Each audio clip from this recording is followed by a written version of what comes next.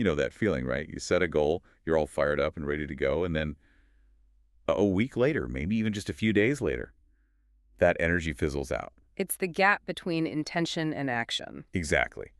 So today, we're tackling that head on. We're diving deep into the science of motivation. Our roadmap for this deep dive is Get It Done.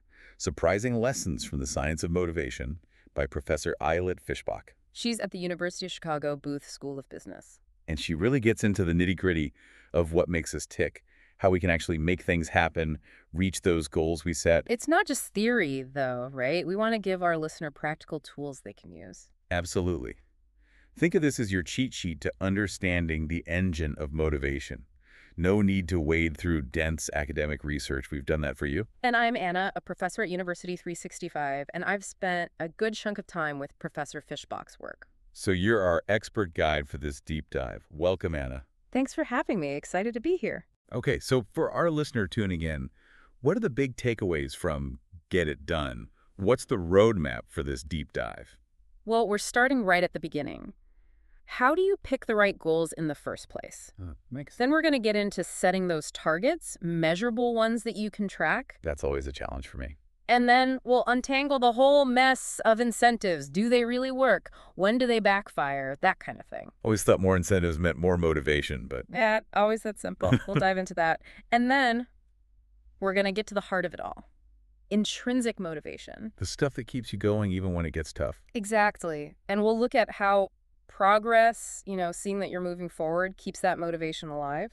And what about that dreaded mid-goal slump? Oh, we're definitely talking about that. Mm. And how to deal with setbacks, those inevitable failures. Because, let's face it, they happen. Everyone's been there.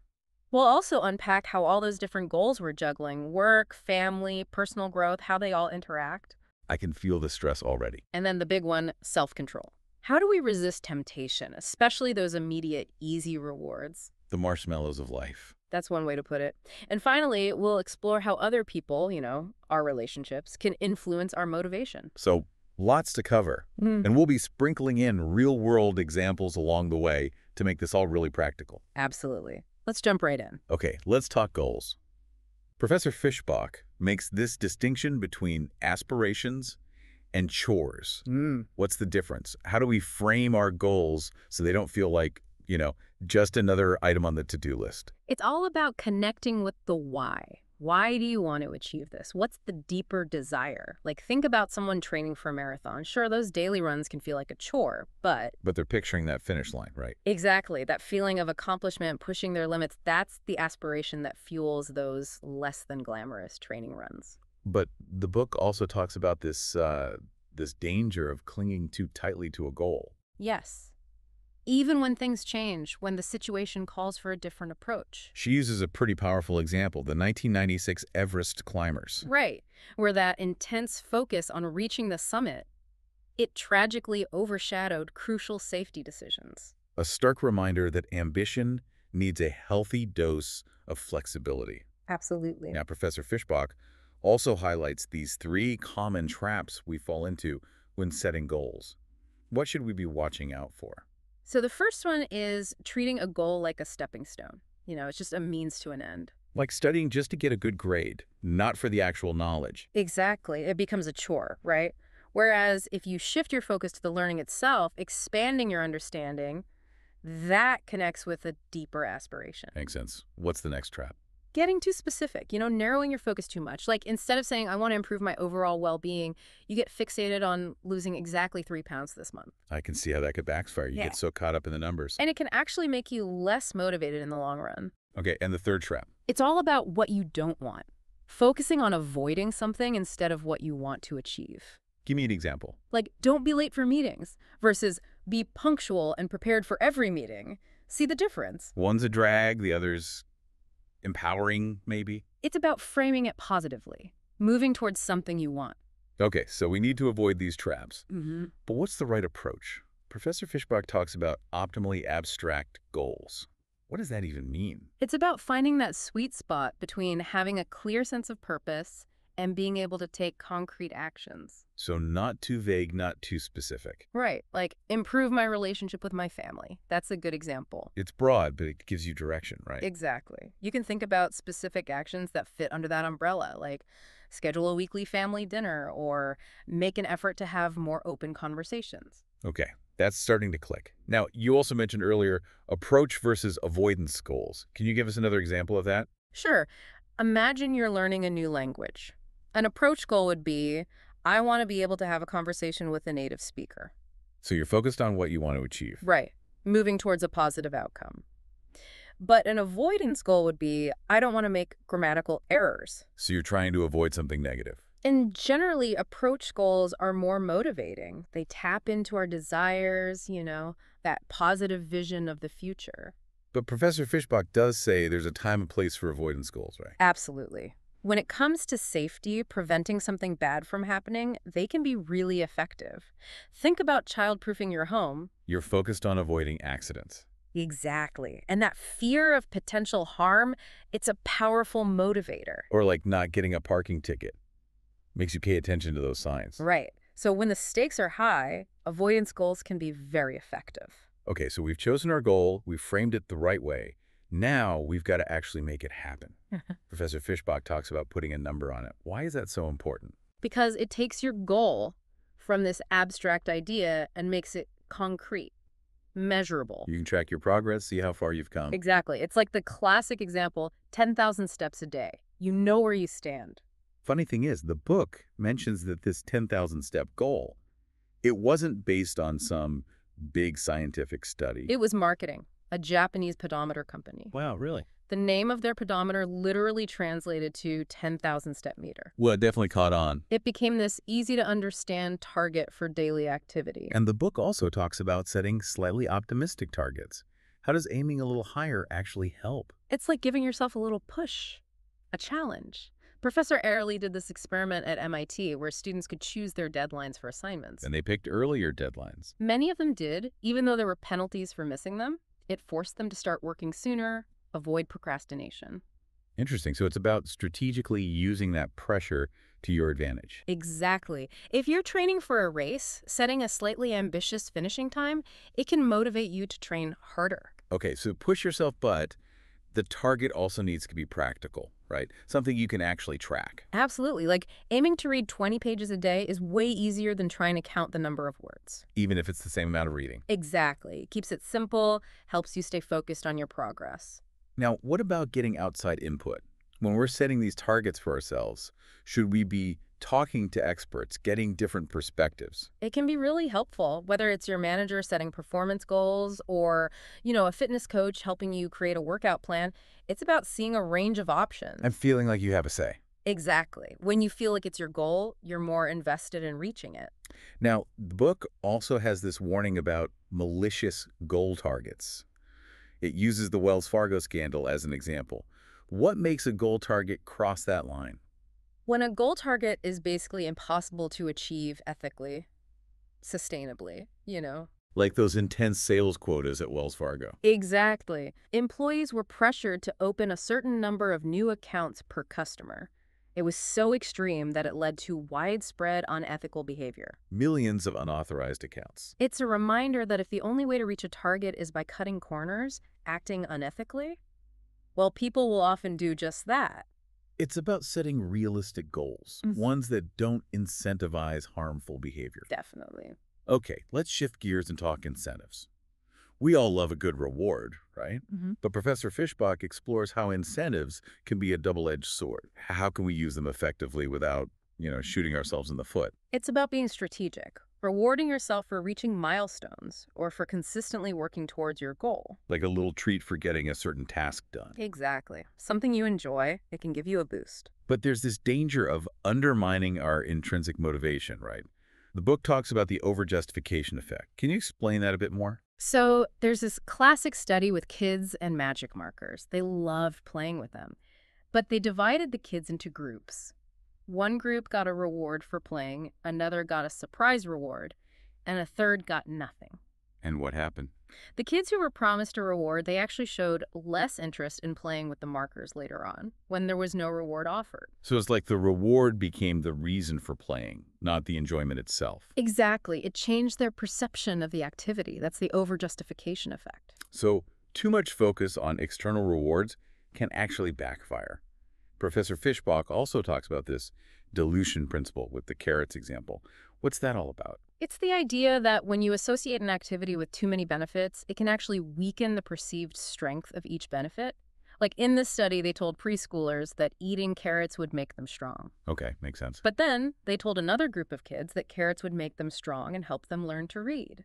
The kids who were told about the extra benefit, they actually ate fewer carrots. Really? It's like adding too many features to a product. Makes you wonder if it does any of them well. That's a good analogy. And the book also talks about how incentives can obscure our real reasons for doing something, like donating to charity, mainly for the tax benefits. Right. It shifts the focus away from the intrinsic value of helping others. The charity still gets the money, but... Your motivation is different. Okay, so we've got to be careful with incentives, make sure they're not hijacking our true intentions. Definitely. Now, there's this whole other side of the coin, something Professor Fishbach calls uncertain incentives. She uses a water drinking experiment to illustrate this. What's that about? So in this study, they asked people to chug a bunch of water as fast as they could. One group was told they'd get $2 for doing it, guaranteed. Okay. The other group, they were told they'd get either $1 or $2, depending on a coin flip. So a bit of a gamble. And, surprisingly, the group with the uncertain reward, they drank the water faster. Huh. So it's like the anticipation, the element of chance. It actually spurred them on. It's counterintuitive, but sometimes a little bit of uncertainty can be a powerful motivator. So when we're thinking about our own incentives, what are some key questions to ask ourselves? First, is this incentive actually helping me reach my goal, or is it distracting me from the real reason I'm doing this? Am I just chasing the reward? Exactly. And am I aware of how this incentive might be changing my underlying motivations? Am I losing sight of what truly matters? And maybe a little bit of uncertainty isn't a bad thing. Sometimes it can actually boost our drive. Now let's get to the core of it all. Intrinsic motivation. Professor Fishbach argues it's this driving force that keeps us going, even when things get tough. What makes it so powerful? Intrinsic motivation comes from the enjoyment of the activity itself. It's not about the external rewards, it's about the inherent satisfaction. You do because you love it. Exactly. Think about someone who's passionate about painting. They spend hours in the studio because they find the process of creation so rewarding. It's not just about selling the finished artwork. So it's self-sustaining. The motivation comes from within. And it's more likely to stick, even when things get challenging. Professor Fishbach defines intrinsically motivated activities as those where pursuing the activity feels like achieving the goal itself, like watching fireworks. Yes. It's the experience itself that's the reward. You're not watching fireworks to achieve some other outcome. You're doing it for the sheer joy of the experience. Okay, I get that. But how do we cultivate intrinsic motivation, especially for those tasks that might not feel naturally fun?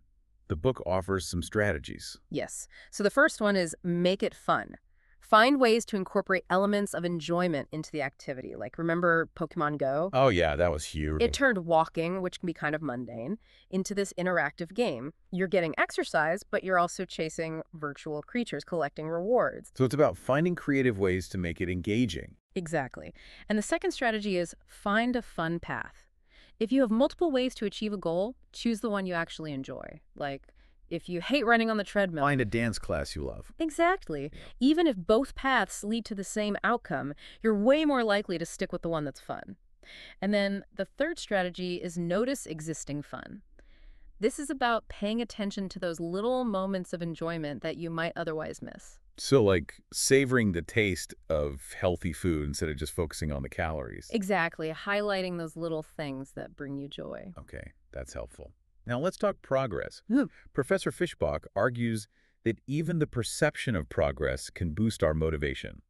She uses the example of the cafe loyalty card with bonus stamps. Oh, that's a great one. So they gave customers these loyalty cards. One card had 10 blank slots, the other had 12 slots, but 2 were already stamped, like a bonus. But both cards required 10 purchases to get the free drink. Right. But the people with the card that was already partially filled, they were way more likely to complete it. Because it felt like they had a head start. Exactly. That illusion of progress gave them a psychological boost. Like a little mental trick to keep you going.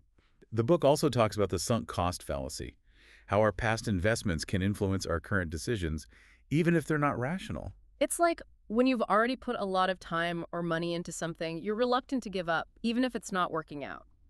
There was this study where they offered both humans and animals a choice between two rewards. They found that if you made someone wait longer for a less desirable reward, they were less likely to switch to a better reward later on. Because they felt like they'd invested too much already. Exactly. Even though it didn't make sense logically. We get attached to those past efforts. We do. But here's the thing. Sometimes focusing on what we haven't achieved can be more motivating. Really? So instead of celebrating our progress, we should dwell on what's left to do. Sometimes, especially for those really important goals, like Professor Fishbach talks about studying for a big exam with her husband. When they realized how much material they still had to cover, It kicked them into gear. it created a sense of urgency, highlighted the importance of buckling down and getting it done. So it depends on the context. Sometimes that glass half-empty perspective can be a good thing. Exactly. Okay, let's talk about the dreaded middle problem. We've all been there. You start a goal with all this energy, and then it fizzles out somewhere in the middle.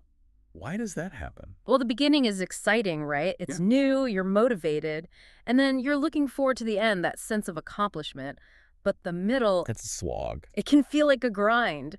You're not as excited, the finish line seems far away. And the book mentions this interesting study where people literally took more physical shortcuts when they were in the middle of a task. Right, it's like their conscientiousness took a dip, they weren't putting in as much effort. And she even found that our ethical standards can waver during this middle period. She talks about this proofreading experiment. Oh yeah, that one was fascinating. So they gave people these passages to proofread, and then They had a chance to cheat. they could flip a coin to get an easier passage.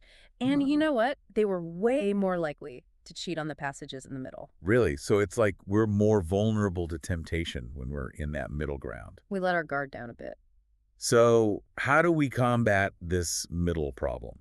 How do we stay motivated when the excitement fades? The book talks about this small area principle. So it's all about how we perceive the remaining distance to our goal. Okay. If you already made a lot of progress, that remaining distance seems small. So you focus on that small area that's left. Exactly. It gives you that push to finish. But if you're just starting out, You haven't made much progress yet. right, so you focus on the small area of what you have achieved. Okay, that's a clever way to shift your perspective.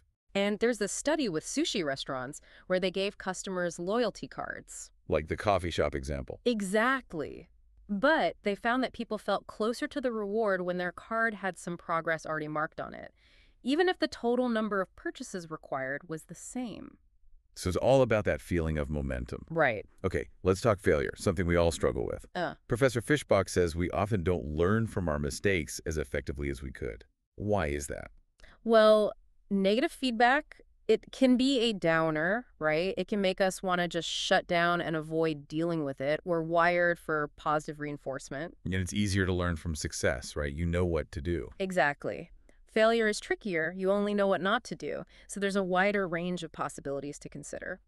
It's like finding a needle in a haystack. And then there's this thing called the ostrich effect. Burying our heads in the sand. Exactly. We avoid confronting information that makes us uncomfortable, anxious. Like avoiding checking your bank balance when you know you've overspent. Or, as the book mentions, people with diabetes not monitoring their blood sugar levels. Even though it's important for their health. Right. We all do it to some extent. And then there's confirmation bias. We're always looking for information that confirms what we already believe. Even if it's wrong. And it makes us discount evidence that contradicts our beliefs. Like, if we're convinced we're right about something. We might dismiss a setback as just a fluke. Exactly. It prevents us from seeing the real lessons hidden in those failures. So how do things like our commitment to a goal and our expertise affect our ability to learn from negative feedback? Well, when you're really committed to a goal, you're actually more likely to be open to negative feedback. Because you see it as helpful. Exactly. It's information that can help you reach your goal. You don't take it personally. Add expertise. The more expertise you have in an area, the better you are at interpreting negative feedback. You can see it as an opportunity for improvement. It's a growth mindset, right? Exactly. Okay, so when we do hit a roadblock, What are some practical things we can do to stay motivated and actually learn from those setbacks? So the book suggests focusing on your progress, not your overall commitment. So like framing the failure as a lack of progress so far. Right. And it motivates you to try a different approach. Another thing is to cultivate that growth mindset. See challenges as opportunities to learn and grow. Not as signs of failure. Exactly. And try to distance yourself from the failure emotionally.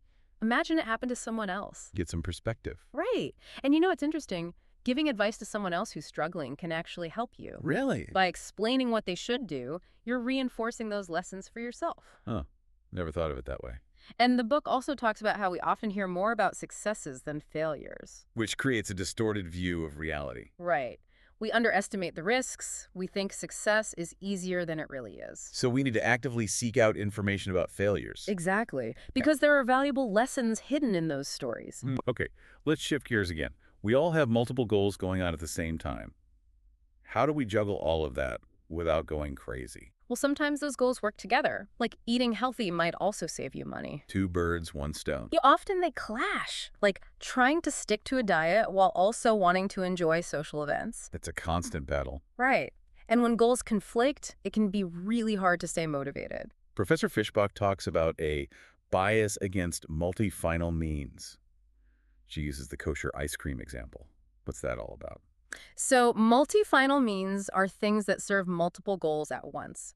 In this study, they found that when ice cream was advertised as kosher, it actually made it less appealing to people who weren't keeping kosher. Wait, really? Why? They seemed to think that if it was kosher, it probably didn't taste as good. Interesting. It's like we assume that something can't be good at multiple things at once. We have this bias towards things that are narrowly focused.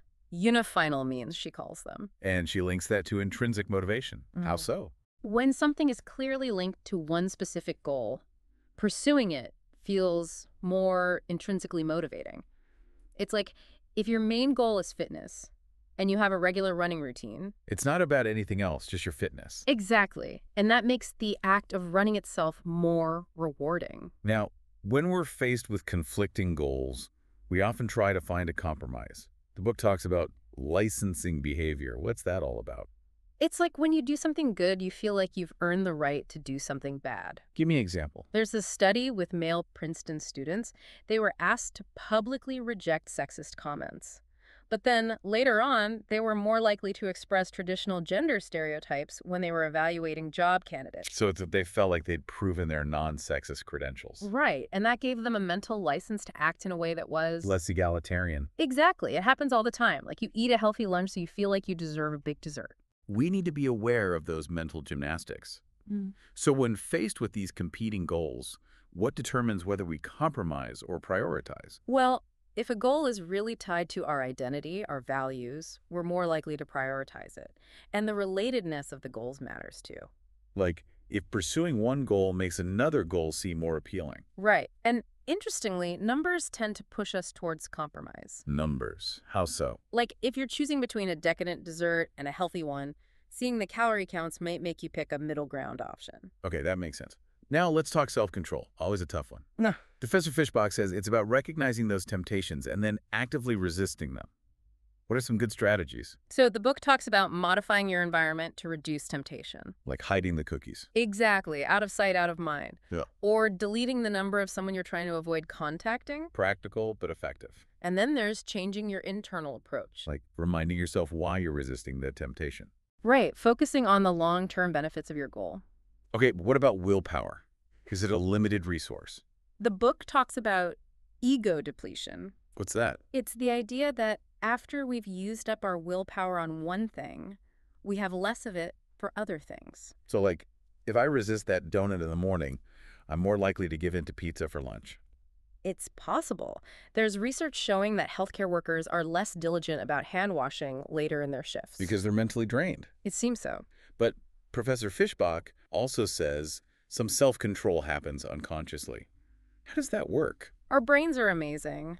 Sometimes just seeing a temptation can trigger thoughts about our goals. Like you see a plate of cookies and you automatically think about your healthy eating goals. And it helps you resist. Exactly. The book also talks about the marshmallow test, that classic experiment with kids and delayed gratification. Oh yeah, the one where they had to choose between one marshmallow now or two later. Exactly. What does that tell us about self-control? Well, the original study suggested that kids who could wait for the bigger reward tended to have better outcomes later in life, academically, socially. So patience is a virtue. It seems to have its benefits. But let's be realistic, we all struggle with that sometimes. Yeah. What makes us more or less patient? Well, trust is a big one if you don't believe you'll actually get that bigger reward later. Why wait? And the perceived value of the rewards matters. If that future reward is way more appealing, we're more likely to be patient. Makes sense. Any other factors? Distraction. Keeping yourself busy while you wait can actually increase your patience. Interesting. So if we're struggling with that one marshmallow now mentality, what can we do to increase our patience? The book talks about pre-commitment, making a decision in advance to choose the delayed reward. Binding yourself to it. Exactly. And then focusing on how great that future reward will be, really visualizing it, appreciating its value. And you know what else helps? What? Waiting with others who are also waiting for that delayed reward. It's like a support group. Exactly. Social support can make a big difference. Okay, final stretch here. Let's talk about the influence of others. Professor Fishbach talks about this thing called social facilitation. How does the presence of other people actually motivate us? Well, there are these classic experiments with cyclists and fishing reels. They found that people performed better when they were being watched. Like cyclists rode faster when they were racing against other cyclists, compared to racing against the clock. Exactly. And kids wound fishing reels faster when another kid was present, even if they weren't competing. So it's like this subconscious desire to perform well in front of others. It seems so. And it's not just about performance, right? Right. Even the feeling of being observed, even subtly, can influence our behavior. Like being more honest or generous. Exactly. Like there's a study where they put up posters with staring eyes, and it actually made people more cooperative. Wow, that's wild. But there's also this opposite effect. Social loafing. Ah, yes. That's when people put in less effort when they're part of a group. Because they figure someone else will pick up the slack. It can be tempting. So how do we combat social loafing? Expert speaker?